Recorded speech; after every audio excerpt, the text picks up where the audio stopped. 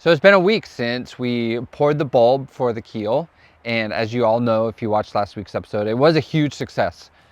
Since then, I've built this tent around it to protect the keel because there is quite a few things that need to be done before essentially it gets put on the boat. But let's go into the tent and we'll show you what's left on the project.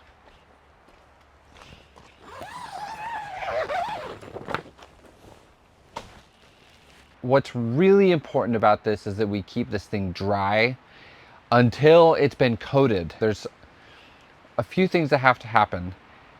There is a seam between the steel and the lead. And what's really important is that water doesn't get in between that seam. I'm waiting for glue to arrive.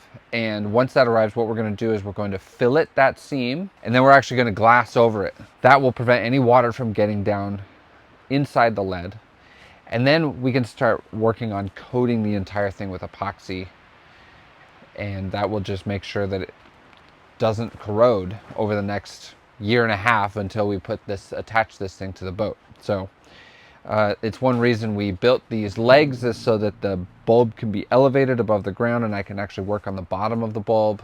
It's going to be quite a project getting this thing coated and faired, but I don't have to do all of it now. I just want to get it protected to make sure that it doesn't start rusting, essentially. So in the meantime, while I wait for epoxy and glue, I'm very excited to actually get back to working on the boat.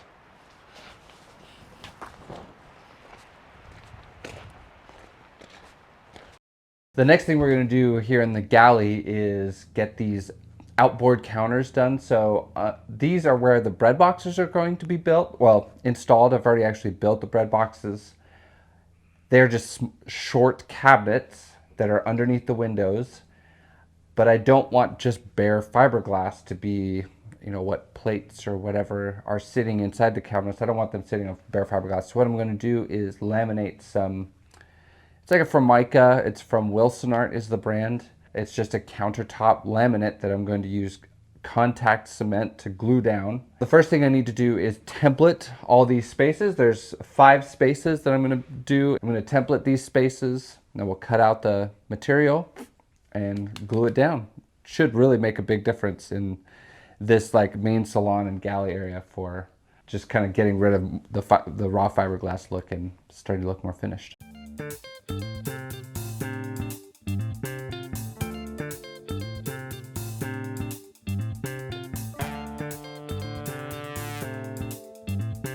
So we're going to start cutting these out.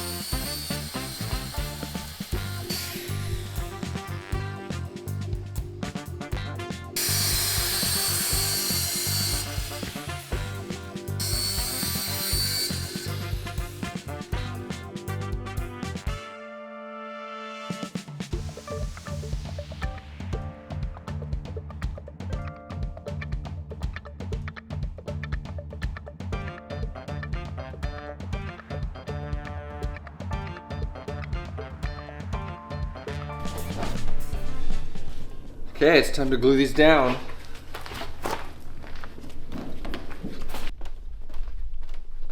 So this is a new kind of project for me, something that I haven't done before, so it won't be super straightforward the first time I do it, but hopefully by the 5th countertop, I'll kind of know what I'm doing. So this is a Wilson Art product. It's just like I said, just a countertop laminate. I'm going to be using contact cement that's made by Wilson Art. And yeah, I'm curious how this is going to go, but looking forward to seeing how it looks when it's done.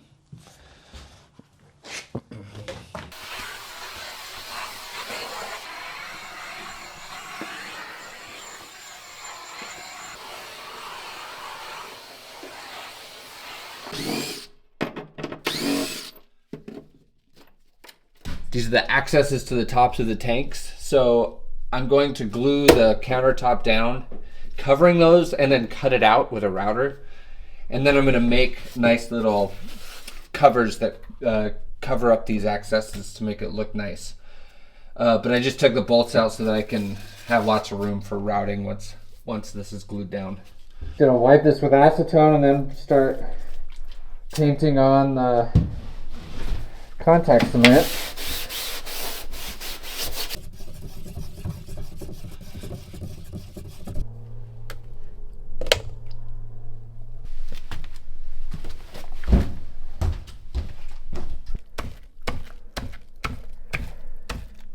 So while we glue down these countertops, I'll tell you a little bit more about how we think the Keel pour went now that we've had a week and a half to think about it. The big takeaway is that the Keel is better than we could have hoped. It will be a performer. The boat will be nearly as stiff as it was in its original configuration with less draft while maintaining its ability to sail upwind. It will be forgiving and most of all, safe. This thing won't come apart on us and it'll do a great job keeping the boat upright.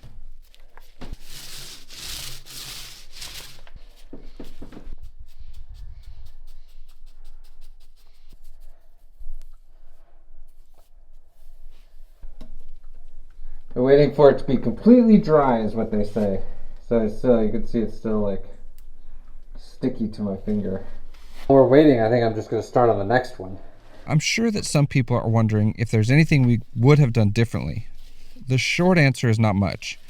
For this Keel configuration, a hollow fin and lead bulb, any of the alternative building methods would have been more expensive, namely if we would have cast the bulb separately from the fin. That added a lot of complication in bolting the two together, in the molding and fabrication of the fin, not to mention transportation and machinery involved. Evan was very conscious to keep those costs down.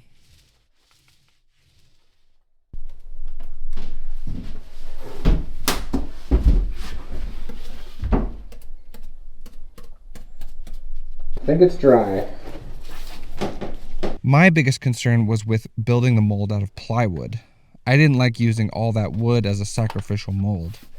But the alternative was sand casting. The mold had to be perfect, so it would have had to be built professionally, and building a sand cast in two halves that size was cost prohibitive compared to the plywood mold. Brandon did a magnificent job thinking through everything that could go wrong, and I think the plan worked really well. Brandon allowed me to be there in his shop doing the grunt work and glue work, which helped keep costs down. I wish that I would have spent more time on the interior of the mold. The lead came out a bit pockmarked and rough, which will require a bit more work to finish, but that's on me. Overall, though, the casting went as well as we could have hoped. Bill was also the right guy to hire for the fin fabrication. There are a ton of very talented and experienced welders in the Port Townsend area, and we lucked out with him. He had to deal with a weird project away from his shop while being on camera and dealing with my tendency towards perfectionism. In other words, I was looking over his shoulder the whole time. But he brought great ideas and experience that was extremely valuable, and you'd have to ask him, but I think he enjoyed the project.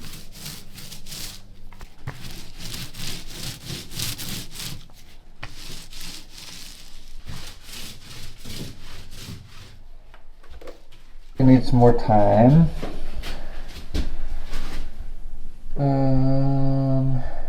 Suppose I could get started on that one. Lastly, I know everyone is wondering how much it costs to build, and I'm not going to disclose that if you don't mind.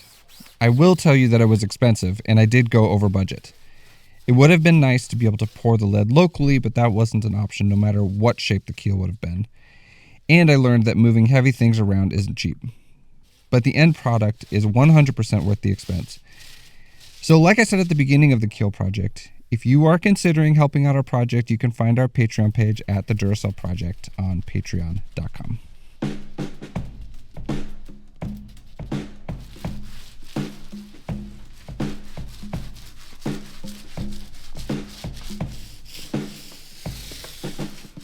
Okay, this feels ready.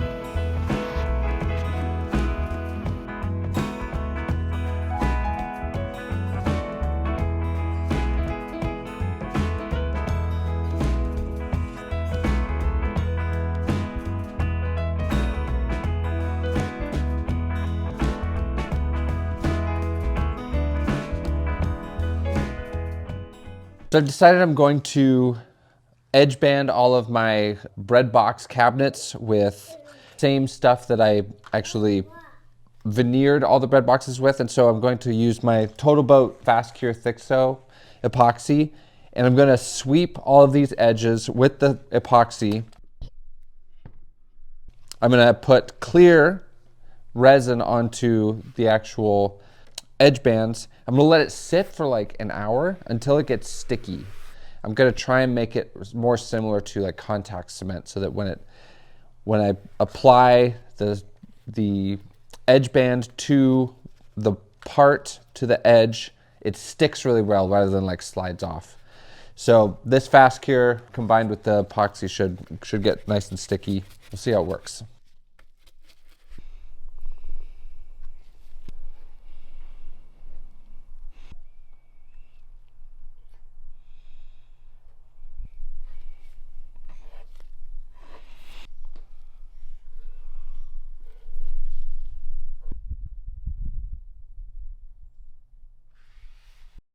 It's been about an hour and a half since I applied the epoxy, and I was just waiting for it to get really, really tacky. Not so cured that it kind of skins over, but it's still, when you put your finger on it, it sticks. Now all I'm doing is just taking each of these edge banded pieces and just sticking them on. There's not really much else I could do. I could like tape them on or something, but I'm finding that it's sticky enough, it's tacky enough that it's just kind of holding place, which is really nice.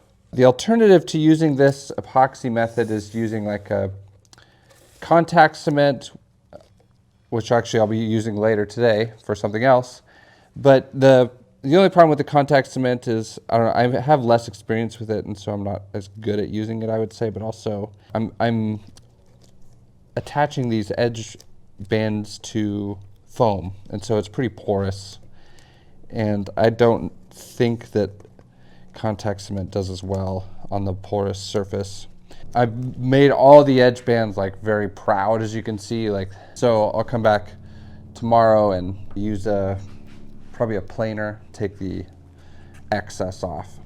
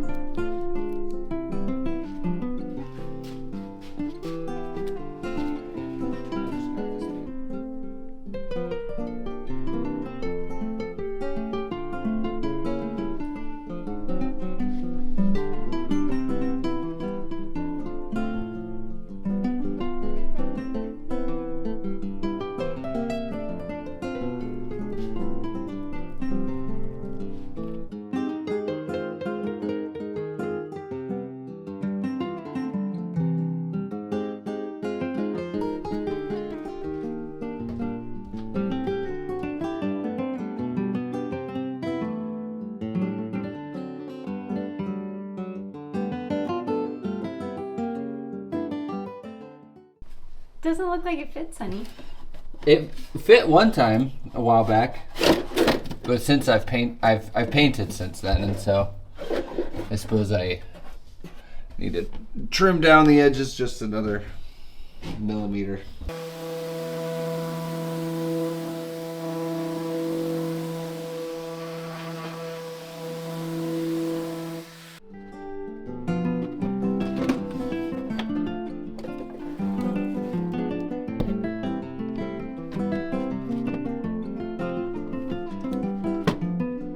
Nice tight fit. Let's go get the other one.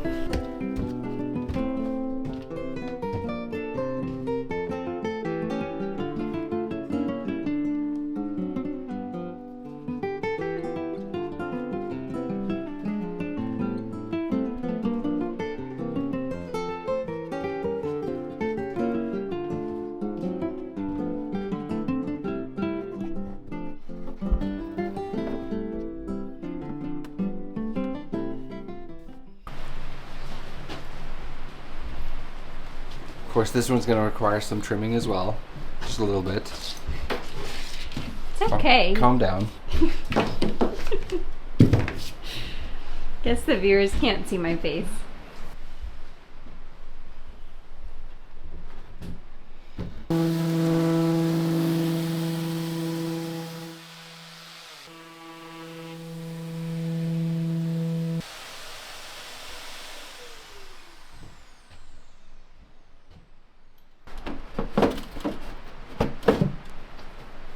Oh, wow. We should. Oh, wow.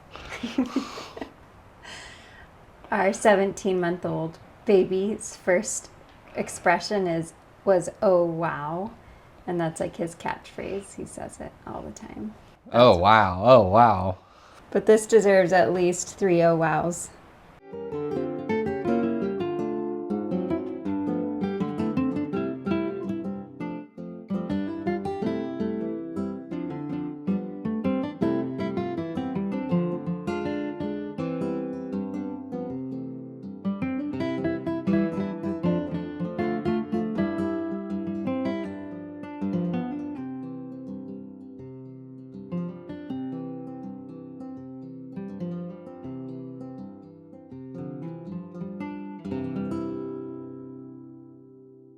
Oh, wow.